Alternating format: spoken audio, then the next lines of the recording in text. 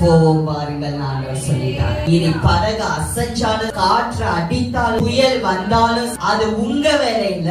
கர்த்தரதை அகற்றி கர்த்தரே விடுதலையாக்கி உங்களை கரை கொண்டு சேர்க்கிறது அவருடைய வேலை. ஆண்டவர் போறதுக்கு முன்னாடியே வாக்குத்தத்தத்தை சொல்லிட்டார். என்ன சொல்லிதான் சீஷர்களை கூட்டு போறாரு? மார்க் 4:35 அக்கறைக்கு போவோம்னு சொல்லிட்டார். ஆனாலும் சீஷர்களுக்குள்ள ஒரு பயம் வந்துருச்சு. எங்க நம்ம கரை போய் சேர மாட்டோமோன்னு பயந்துட்டான். படகுல போய் கொண்டிருக்கும் பொழுது பலத்த சுழற்காற்று வருகிறது.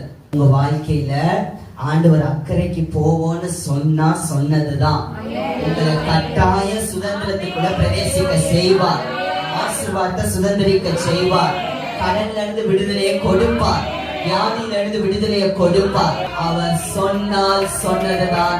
அவர் வாக்கு மாறாத தேவன்.